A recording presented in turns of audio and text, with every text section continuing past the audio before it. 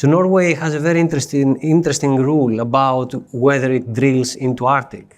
And they have a very intense internal dialogue. Do they drill? Do they not drill? And when they say we don't drill, they go and look at their pensions and go like, maybe we drill a little bit.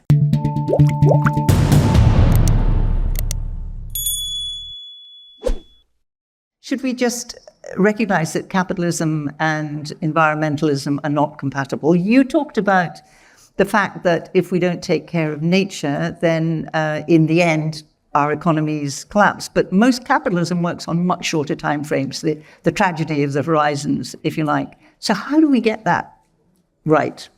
Can we get it right under capitalism? Yeah, so it's a good question. Now, is capitalism not consistent with sustainability? I would say there are two ways to answer that. If one thinks a very narrow definition of capitalism, which is I'm looking at the short-term profit, the next quarter revenues and all that, you will end up into a situation where you overexploit nature, the earth, and so on and so forth, and we know the outcomes of that.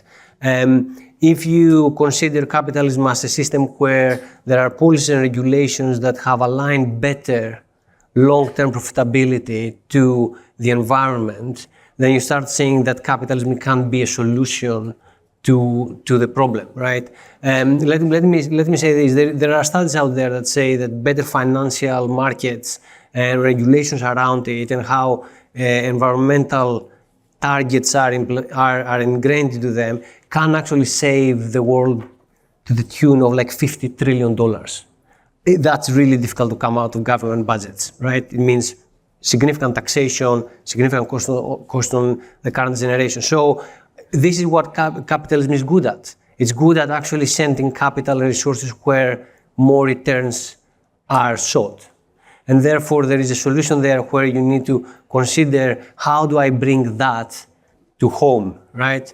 There are ways where we have done some progress, carbon taxes, CBAM, and the like, CTS mechanisms, which, yes, they have problems or they had problems and they need further improvement. But I can't see how one can deliver what we need without private capital. Would you agree with that, Carla? There is a role for private investment, definitely, and the Green Party's approach is about public and private investment together. But I just don't see, given the scale of the problem facing us as humanity, it's impossible, as far as I'm concerned, to see how the solutions can come about through a predominantly market-led approach. Now, the question was, are capitalism and environmentalism fundamentally incompatible? I don't really want to spend any time focusing too much on labels like capitalism and anti-capitalism and so on, because they all carry a lot of baggage and then we'll just end up in a definitions debate. It's accurate, isn't it, to describe the UK economy as a mixed economy, which has got some capitalism and some things like the NHS, although with increasing privatisation over the last few decades. Let's not go down that rabbit hole. No, exactly. So I was just sort of acknowledging that cul-de-sac. Absolutely. And then reverse back out of it and say that, in my view, markets and competition have their place for some parts of the economy, but broadly, the Green Party believes there's a greater role for public ownership and investment and regulation. And those of you that were following the elections with interest will have seen that the Green Party's manifesto was around increased role for those things, public ownership, public investment, and not being shy about talking about taxation, not increasing taxes for most people, but introducing a wealth tax and changing some of the existing taxes like capital gains tax and national insurance, which currently those two taxes in particular have big deliberate loopholes which are designed to mean the wealthiest pay less than the rest of us. And that does have the potential to raise tens of billions of pounds every year by the end of the next parliament, which could be transformative for the level of investment we need.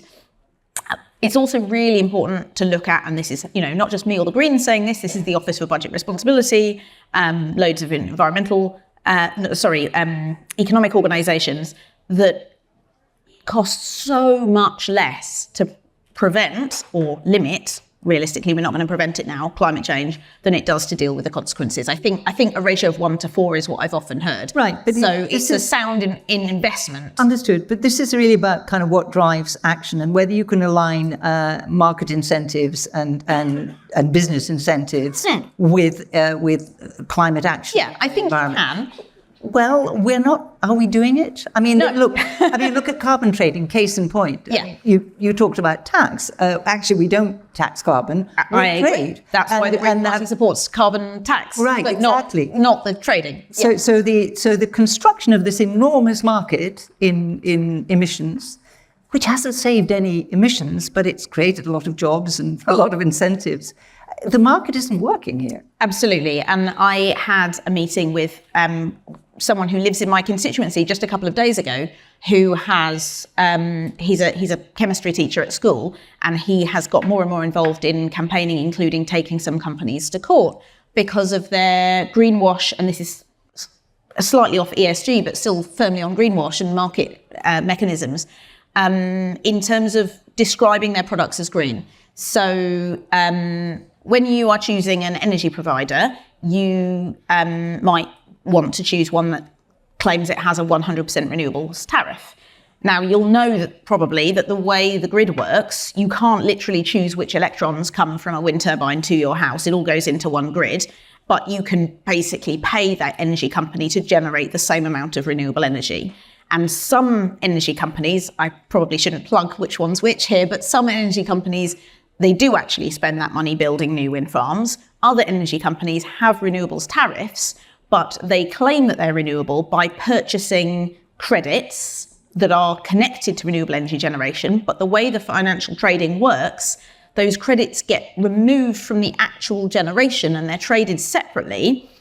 And there's been multiple examples found of where it is physically impossible that has come from renewables. So you can trade them internationally. You can buy renewables credits from Norway or Iceland and use them in Ireland or the UK. There isn't an interconnector between Iceland and the UK. So the electrons that's running your fridge are not coming from renewables and cannot be. Right. So is that greenwashing?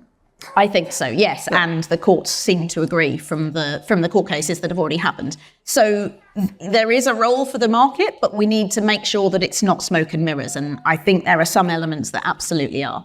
So are you talking about the agricultural industry? It is the agricultural economy, which is, functions like a market. It has to make profits. We understand that. Do you regard the way it functions now as completely incompatible with environmental protection and or climate protection? It's certainly been a huge driver of ecological degradation in the UK and obviously around the world. And I mean, yes, of course, there's market price signals for food and commodities and so on, but obviously it's also heavily subsidised. We subsidise farming in this country, in England alone, to the tune of £2.5 billion every year. In fact, in the last 30 years, calculated with a policy analyst looking at this, that we've given about £9 billion to farmers and landowners just for environmental stewardship schemes.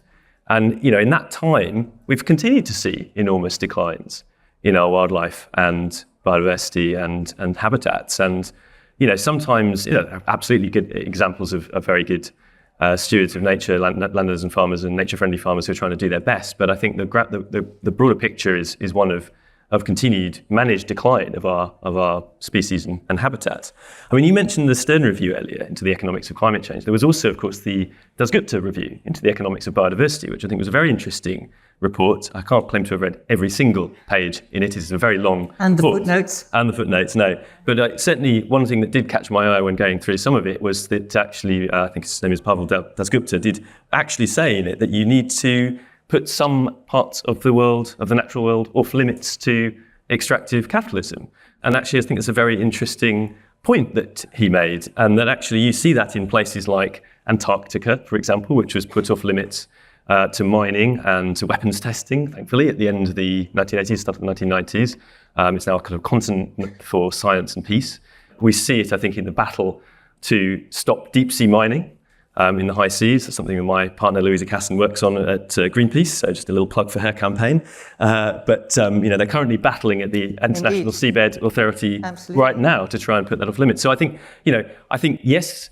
Sure, I can sort of see more why there is a case for private sector investment in, the energy system transformation. I can see there's a role there for innovation and price incentives and so on. But, I don't quite understand sometimes when there's this whole debate about how do we get more money into investing into restoring nature. Well, nature would do quite a good job of restoring itself if we just stop destroying it.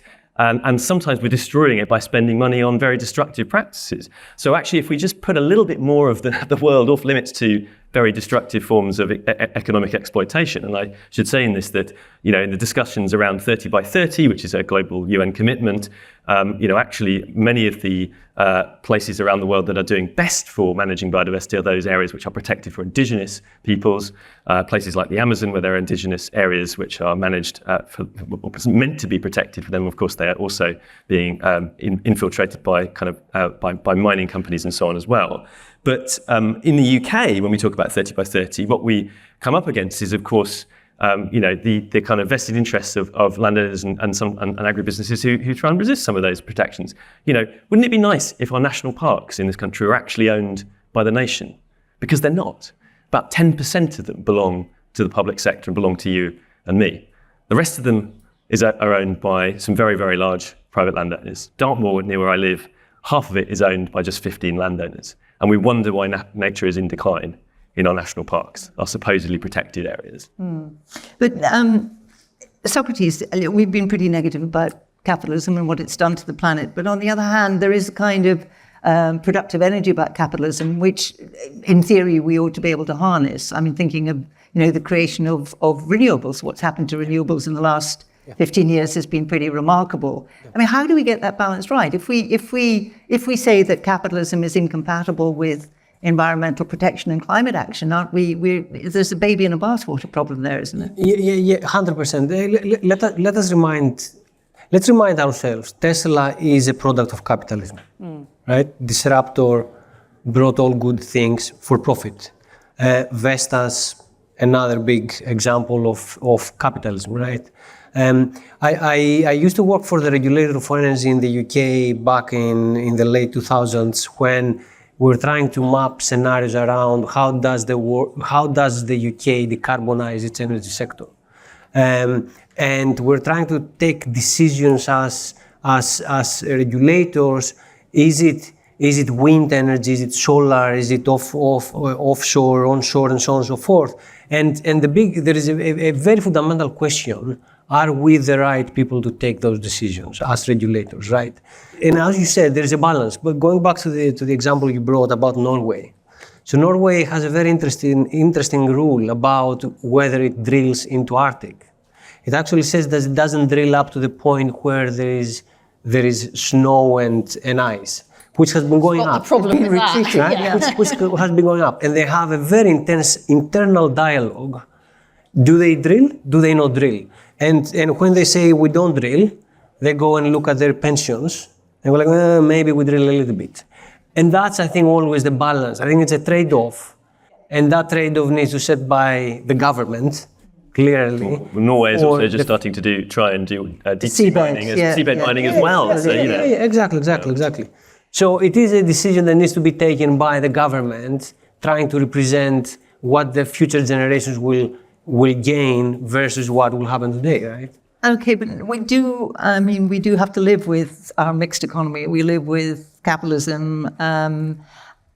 Given that admission of 68% of US executives admitting that companies are guilty of greenwashing, what do we do about that? To continue watching this video, click the link in the top left or in the description below.